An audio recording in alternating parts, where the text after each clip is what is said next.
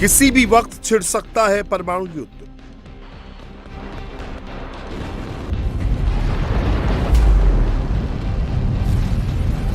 किसी भी वक्त दुनिया में आ सकती है महातबाही।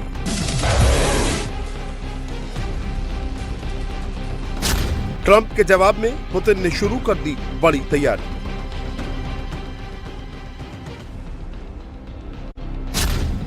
पुतिन का परमाणु ऑर्डर, दुनिया में मचा हड़कंप।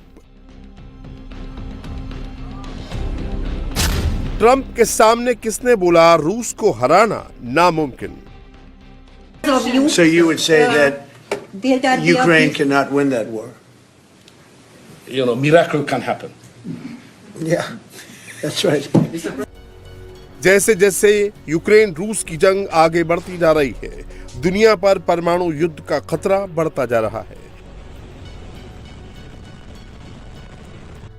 कभी भी अमेरिका और रूस में परमाणु युद्ध छिड़ सकता है। ट्रंप के परमाणु परीक्षण के बाद अब रूस भी किसी वक्त परमाणु परीक्षण कर सकता है। इसके लिए रूसी राष्ट्रपति व्लादिमीर पुतिन ने एक हाई लेवल मीटिंग की, जिसमें पुतिन के अलावा 4 टॉप लीडर मौजूद रहे। ये मीटिंग बंद कमरे में हुई। मीटिंग में राष्ट्रपति पुतिन के अलावा जो 4 लोग थे, पहले उनके बारे में जान लीजिए, ताकि आपको समझ में आ जाएगा कि पुतिन की इस बैठक के क्या मायने हैं। सबसे किनारे में रूस के सुरक्षा परिषद के डिप्टी चेयरमैन दिमित्री मेदवेदेव। उनके बाद हैं रूस के रक्षा मंत्री एंड्री बेलोसोव। तीसरे नंबर पर है रूस के सेना प्रमुख वालेरी गेरासिमोव। चौथे नंबर पर हैं एलेक्सी ड्यूमिन, जो रूस के स्टेट काउंसिल के सचिव हैं। इस मीटिंग में ही पुतिन ने परमाणु टेस्टिंग की फाइल पर साइन कर दिया। 35 साल बाद अब रूस परमाणु परीक्षण करने जा रहा है। 1991 में सोवियत यूनियन के विघटन के बाद रूस ने परमाणु परीक्षण नहीं किया था। रूस अब तक सीटीबीटी यानी व्यापक न्यूक्लियर टेस्टिंग प्रतिबंध संधि के सभी नियमों का कड़ाई से पालन कर रहा था, लेकिन अब पुतिन ने परमाणु परीक्षण की छूट दे दी है। मैं विदेश मंत्रालय, रूसी संघ के रक्षा मंत्रालय, विशेष सेवाओं और संबंधित नागरिक एजेंसियों को निर्देश देता हूं कि वे इस मामले पर अतिरिक्त जानकारी जुटाएं, सुरक्षा परिषद के अंदर इसका विश्लेषण करें, परमाणु हथियार परीक्षणों की तैयारी की संभावित शुरुआत पर समन्वित प्रस्ताव पेश करने के लिए हर संभव कोशिश करें।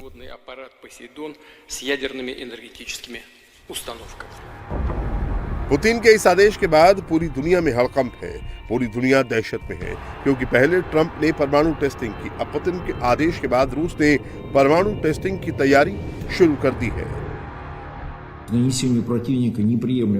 हमें किसी भी हालत में दुश्मन को अस्वीकार्य नुकसान पहुंचाने के लिए अपनी परमाणु क्षमता को तैयार रखना चाहिए और अपने देश की सुरक्षा की गारंटी के हित में वाशिंगटन की कार्रवाइयों के जवाब में उचित कार्रवाई करनी चाहिए। हालात को देखते हुए मेरा मानना है कि पूर्ण पैमाने पर परमाणु परीक्षण की तैयारी फौरन शुरू करना सही है। नोवाया जेमेल्या आइलैंड की सेंट्रल टेस्ट साइट पर फोर्स और संसाधनों की तैयारी इस काम को कम समय में पूरा करने की इजाजत देती है।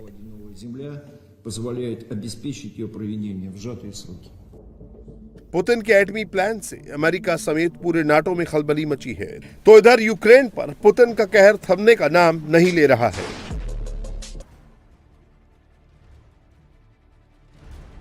पुतिन की आर्मी नाटो की मिसाइलों को इंटरसेप्ट कर उसे आसमान में ही तबाह कर दे रही है। नाटो के सैनिकों के लिए काल साबित हो रही है।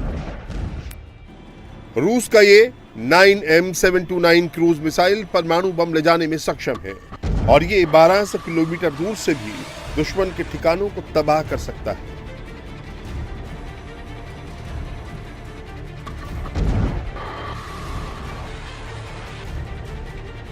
रूस यूक्रेन जंग में अब 80% लड़ाई ड्रोन से लड़ी जा रही है। दोनों तरफ से छोटे कॉम्युनिकेश ड्रोन 20 से 30 किलोमीटर की लड़ाई में इस्तेमाल किए जा रहे हैं। रूसी ऑप्टिक और रेडियो फ्रीक्वेंसी पर चलने वाले ड्रोन नाटो से मिले यूक्रेनी हथियारों और टैंकों को वहीं धराशायी करते हुए आगे बढ़ रहे हैं। यूक्रेन पर रूसी ड्रोन ने कैसे कहर बरपाया है, उसका अंदाजा आप इसी तस्वीर को देखकर लगा सकते हैं। यूक्रेन के आसमान पर रूसी ड्रोन का कब्जा है। जिधर भी आपकी नजर जाएगी आपको रूस के ड्रोन ही दिखाई दे रहे होंगे जो यूक्रेन पर कहर बनकर टूट रहे हैं, ऊंची ऊंची बिल्डिंगों को मिट्टी में मिला रहे हैं। मिर्नोग्राद के इलाके में रूस के स्पार्टा ड्रोन कहर मचा रहे हैं। रूसी सेना ड्रोन से चुन चुनकर यूक्रेनी पोस्टों को उड़ा रही है। बैटल ग्राउंड में यूक्रेनी सैनिकों को सबसे ज्यादा चोट रूस के एफपीवी ड्रोन पहुंचा रहे हैं। ये कोस्टेंटिनोव की तस्वीरें हैं जहां रूस की सेना ने एफपीवी ड्रोन की मदद से यूक्रेनी टैंकों और फौजी ठिकानों को उड़ाया। ज़ेलेंस्की की सेना पर पुतिन की आर्मी भारी पड़ रही है।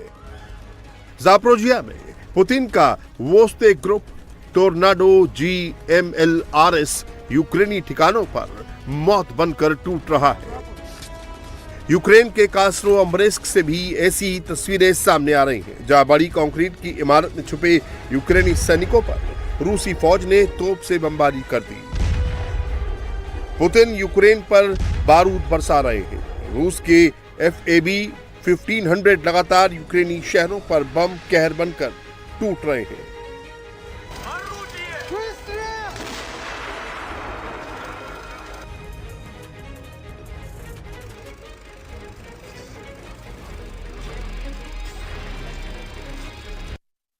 Ну, ви знаєте, ситуація вона складна, ворог... आप जानते ही हैं, स्थिति कठिन है। दुश्मन ने 5 नवंबर को हमला शुरू कर दिया था और तब से बख्तरबंद वाहनों का इस्तेमाल करते हुए हमले जारी रखे हुए हैं। उनके उपकरण नष्ट हो गए हैं, लेकिन दुश्मन का सबसे बड़ा लक्ष्य पोक्रोवस्क पर जल्द से जल्द कब्जा करने का है।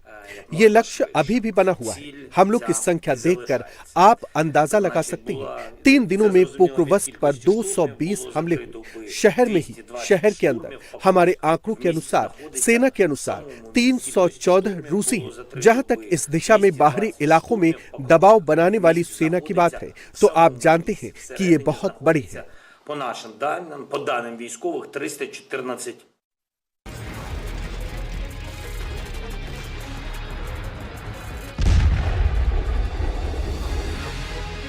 ये भयानक मंजर यूक्रेन के कामियांस्के का है जहां रूसी सुसाइड गिरान 2 एयरक्राफ्ट ने एयर स्ट्राइक करके यूक्रेन के थर्मल पावर प्लांट को राख कर दिया।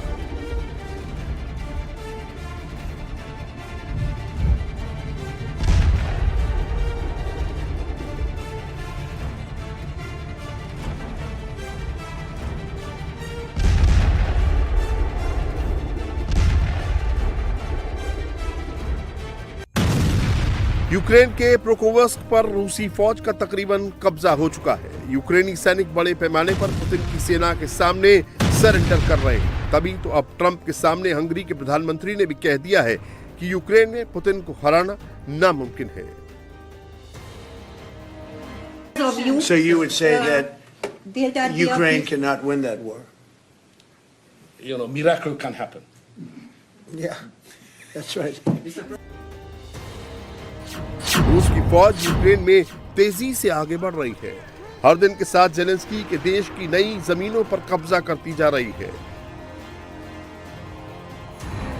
ये ज़ापोरिजिया की तस्वीरें हैं जहां रूसी सैनिकों ने यूक्रेनी फौज की बारूदी सुरंगों और आईईडी को डिफ्यूज कर दिया।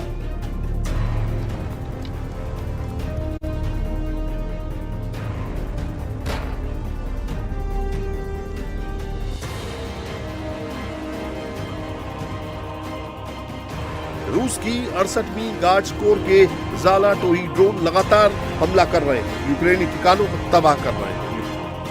यूक्रेन के प्रोकोवस्क में लड़ रहे ज्यादातर जवानों को रसद और हथियारों की सप्लाई बंद हो चुकी है क्योंकि रूसी फौजों ने यूक्रेन की सप्लाई लाइन काट दी है।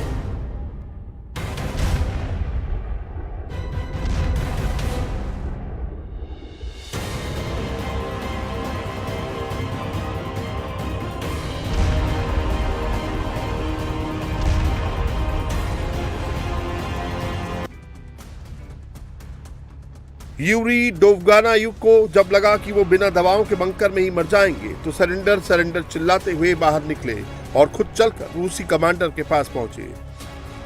इन्होंने बताया कि प्रोकोवस्क में फंसे यूक्रेनी जवानों के पास अब एक ही विकल्प बचा है, चुपचाप जमीन में लेटे रहो, भूख और बीमारी से मर जाओ या फिर सरेंडर कर अपनी जान बचा लो। 7 दिन से मुझे पानी तक नहीं मिला, वहां कुछ भी नहीं था, हम बेसमेंट में छुपे हुए थे। हमें वहां आपके लोग मिले, हम उल्टी दिशा में गए। उन्होंने मुझसे पूछा, क्या सरेंडर करने जा रहे हो? वो मुझे दूर ले गए और कहा, अब सरेंडर कर सकते हो। नाटो देशों ने सैंक्शंस लगने के बाद मान लिया था कि पुतिन अब उनकी शर्तों पर समझौता कर लेंगे। पुतिन ने इसका तोड़ ये निकाल दिया कि अब महंगी किंजल और इस्कंदर जैसी मिसाइलों की बजाय वो लामूर जैसी सस्ती मिसाइल से नाटो के सामान को बर्बाद कर रहे हैं।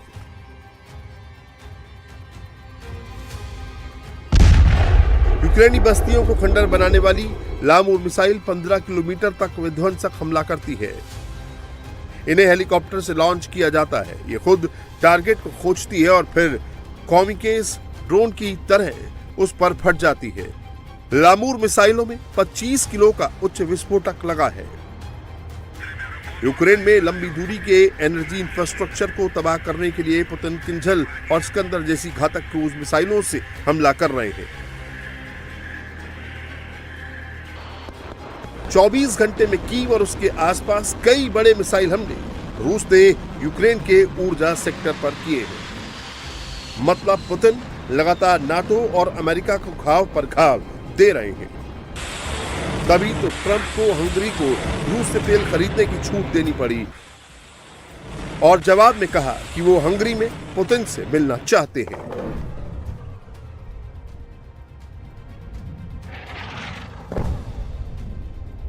It's very difficult for him to get the oil and gas from other areas.